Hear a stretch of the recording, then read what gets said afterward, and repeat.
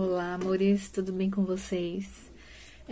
O meu nome é Sara, eu faço parte da Tropa de Elite de Jesus e do braço ministerial, que é o Techuvá, que é de leitura e meditação da Bíblia. Então, hoje nós vamos começar, a ler João capítulo 4, Evangelho de João capítulo 4. E esse livro de João, ele é bem espiritual, né? Ele tem tanto literal como espiritual. Então a gente precisa ter, ter essa atenção para a gente conseguir discernir, né? O que o Senhor está falando de forma literal e o que o Senhor está falando de forma espiritual. Amém? Nesse capítulo a gente vai ver também, né, o episódio em que Jesus fala com a mulher samaritana e onde ele cura, né, o filho do oficial romano. Ele também é aquele capítulo que fala lá sobre os verdadeiros adoradores, que adorarão o Senhor em espírito e em verdade.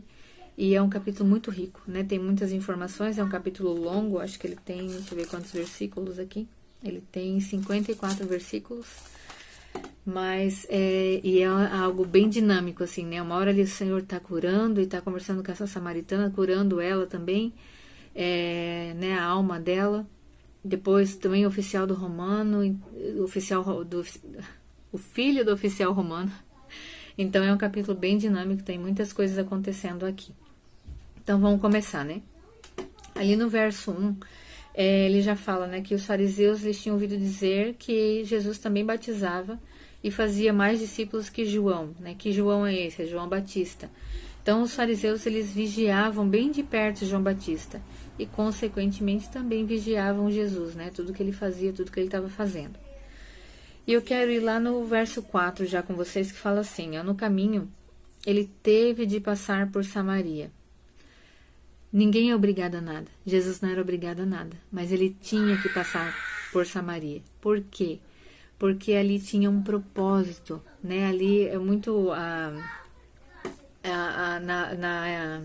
na NVI, na Bíblia NVI, fala que era necessário passar, né? Os judeus, eles atravessavam o Jordão para não passar por Samaria. Mas Jesus, ele teve de passar, né? Era necessário passar. Porque Jesus, ele não depende, né, da geografia, mas sim da sua necessidade, da sua missão, né? Que é mais importante a missão dele do que a geografia em si. Então, por isso, né, ele passou sim para falar com aquela mulher, especialmente com aquela mulher. Amém? Então, né, o Senhor, olha só, ele vai até nós, aonde nós estamos, né? Ele nos atrai para ele, né, faz de tudo para nos atrair para ele. Isso depende do nosso coração, né? A sede do nosso coração estar sedento por ele. Ele vai, ele se apresenta, ele nos atrai. Então, né? Jesus é maravilhoso, né? Como a palavra diz, né? Que ele não vai perder nenhum daqueles que o Pai confiou a ele. Então, glória a Deus por isso. Então, lá no verso 9, ele fala assim: a mulher ficou surpresa, pois os judeus se recusavam a ter qualquer contato com os samaritanos. Você é judeu, ela disse, né? E eu sou uma mulher samaritana, disse ela a Jesus. Como é que me pede água para beber? Os judeus, eles ficariam impuros se eles bebessem, né, na mesma vasilha que um samaritano. Porque eles acreditavam, né? Eles acreditavam que todos os samaritanos eles eram impuros. Então, né? O que Jesus fez ali foi algo muito grandioso, né? Tanto ali para ela ver, para eles verem, mas também espiritualmente, né? E o verso 10 ele fala assim: Jesus respondeu: se ao menos você soubesse que presente, algumas Bíblias dizem que dom, né? Deus tem para você e com quem está falando, você me pediria e eu lhe daria água viva. Então, né? Mostrando, né, que aqui já falando espiritualmente, né? Jesus está conversando com ela ali e já falando das coisas espirituais, das coisas eternas. No verso 11 fala assim: mas você não tem corda nem balde e o poço é muito fundo, disse ela. De onde tiraria essa água viva? Por volta ali, eu acho que no século IV, mais ou menos, alguns cristãos, né, peregrinos, falaram de um poço nessa região que tinha mais ou menos 30 metros. Depois, lá em 1952, foram ver, e esse poço, na verdade, ele tinha 42 metros, então realmente ele era bem profundo, né? 42 metros equivale aí mais ou menos a um prédio de 14 andares, então realmente ele era bem fundo. E por isso que ela fala dessa forma, né? Como que você vai conseguir tirar água se esse poço é profundo? Ela falando das coisas naturais e o Senhor falando das coisas espirituais, né? Então, vamos para o verso 12. O verso 12 fala assim: além do mais, você se considera mais importante que nosso antepassado Jacó, que nos deu esse poço. Esse respeito pelo passado, pelas tradições, pela religiosidade, estava impedindo a mulher samaritana de ver o que estava na frente dela, de ver o Messias, né, o Cristo que estava na frente dela. Então a gente precisa cuidar às vezes. Às vezes a gente tem algumas, como que fala, que tampa, algumas vendas, lembrei, que tampam os nossos olhos, que impede de ver o que está na nossa frente. Então, que a gente sempre ore ao Senhor e peça, né, para Ele, Senhor, tira a venda dos nossos olhos, que eu enxergue com os teus olhos, e não com os meus olhos naturais, mas com os olhos espirituais do Senhor. Isso é muito importante, porque uma situação, às vezes, a gente está tão focado naquela situação que a gente não consegue enxergar o Senhor naquela situação, mas Ele está em tudo. Amém? Então, é bem importante, né? Vamos lá para o verso 14. Fala assim, ó: mas quem bebe da água que eu dou nunca mais terá sede. Ela se torna uma fonte que brota dentro dele e ele lhe dá a vida eterna. Então, olha só. Jesus, ele falava, né, de uma forma vigorosa, né, de como um rio mesmo forte que corre, né, não é uma pocinha, mas realmente com a força de um rio, né?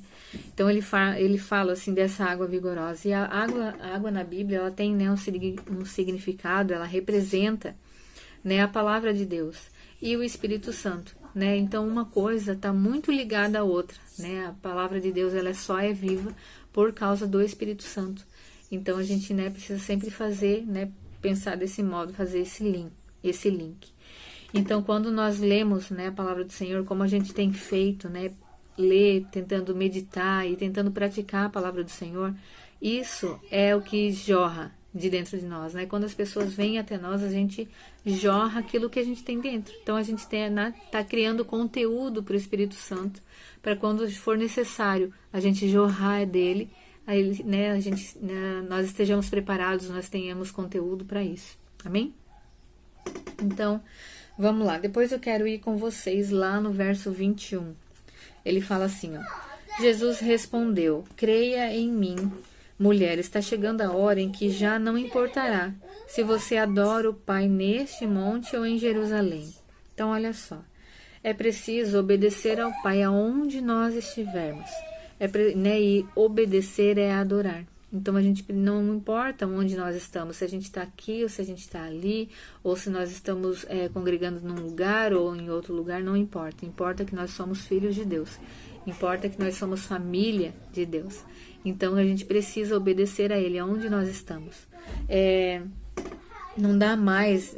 eu quero ler, antes disso, eu quero ler com vocês o verso 23, que fala assim, ó: mas está chegando a hora, e de fato já chegou, em que os verdadeiros adoradores adorarão o Pai em espírito e em verdade. Então, né, outras versões fala obedecer Ele verdadeiramente, de uma forma espiritual verdadeiramente. Então, a gente precisa entender isso, né? A gente não pode mais colocar o Senhor em separar Ele nas nossas caixinhas. Ele não é algo que fica num lugar só, Ele quer todo o nosso ser, amém? Então, né, não dá mais pra gente dividir o secular e o espiritual, a igreja e o que eu faço na minha casa, a igreja e o meu trabalho, não. É tudo é uma coisa só, tudo é para o Senhor, amém? Então, depois disso, né, a mulher, ela sai anunciando Jesus, né, em todo o povoado ali de Samaria, né, e é assim que deve ser conosco também. Quando, né, o Jesus ele se apresenta a nós, a gente não pode deixar Jesus guardado só para nós. A gente também deve sair anunciando Jesus, né, aos 4 cantos. Amém? Então, com essa constatação, eu quero ler com vocês o verso 35 e 36, que fala assim. O 35 ele fala assim, a parte B. Mas eu lhes digo, despertem e olhem em volta. Os campos estão maduros para a colheita, né? Isso falando conosco.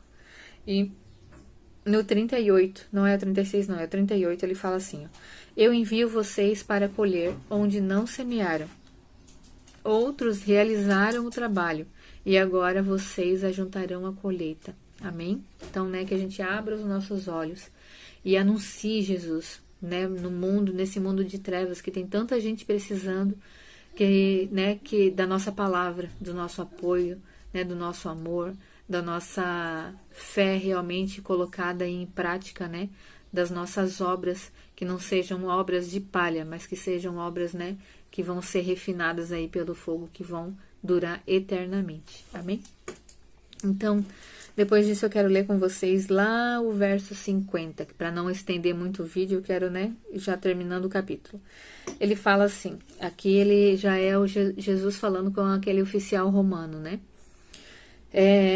No 50 fala assim, volte, disse Jesus, seu filho viverá. O homem creu nas palavras de Jesus e partiu para casa. Então, olha só, Jesus ele declarou.